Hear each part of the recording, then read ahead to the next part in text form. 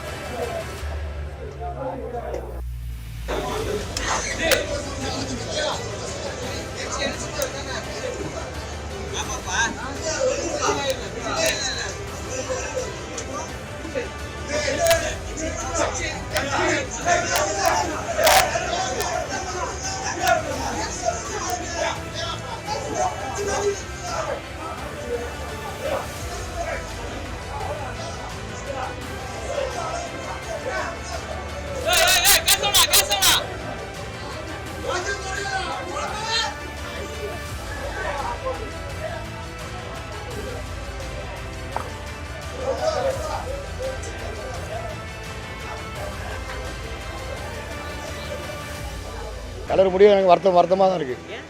தேவையில்லாத ஆளை அவர் நம்பி லட்சக்கணக்கான பேர் இருக்கான். அவர் இந்த முடிவு எடுத்து தவறு. கூட்டணியிலிருந்து ஜெயிச்சு அவர் எம்பி ஆகணும்னு ஆசைப்பட்டு நாங்கள் வந்தோம். அவர் கட்சியை நினச்சிட்டு இப்போ என்ன செய்யப்படுறோன்னு தெரியல. யார்ட்டையும் பேசலை. தொண்டர்களுக்கு தெரியாது, மாநில நிர்வாகிகளுக்கே தெரியாது. கேட்டால் அவங்க அப்படி சொல்லுதாங்க. சுயநலம், அவர் சுயநலம் செய்ய மாட்டார்.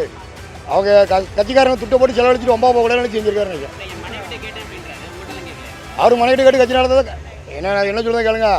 மனைவிட்ட கேட்க அவர் அபிப்பிராயம் என்ன, நாங்கள் மனைவிட்ட கேட்காம கட்சி நடத்துறது கட்சியில் இருந்து நாங்கள் செயல்பட்டு தப்பாக போகுது. அது அப்போ அது முடிஞ்சு 2 மாதம் ஆச்சு. அதெல்லாம் வேண்டாம். என்னண்ணா குண்டு போட முடியாதுண்ணா, அவுத்து வச்சு விடுவோம், அவ்வளோதான்.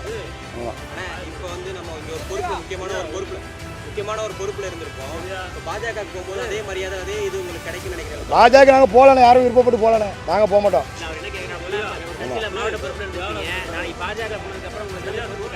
பாஜக எங்களுக்கு வேண்டாம்ண்ணே, எங்களுக்கு தலைவர் தான்ண்ணே, உயிரோட தலைவர் தான் எங்களுக்கு வேண்டாம்ண்ணே, எனக்கு வேண்டாம். மற்றவங்களை ஏற்றுக்கிட்டாங்களே, எனக்கு வேண்டாம் தலைவர். எங்கள் தலைவர் தான் எங்களுக்கு. ஏன்னா எங்களுக்கு தலைவர் தான் எங்களுக்கு பிடிக்கும். எங்களுக்கு பாஜக பிடிக்காதுண்ணே. எங்களுக்கு பாஜக எங்களுக்கு தமிழ்நாட்டுக்கு எனக்கு பிடிக்காது, வேண்டாம். அப்போ எனக்கு பேசுவாங்க தலைவர் கூட்டணி வைப்பார், வந்தோம் அவ்வளோதான். இல்லை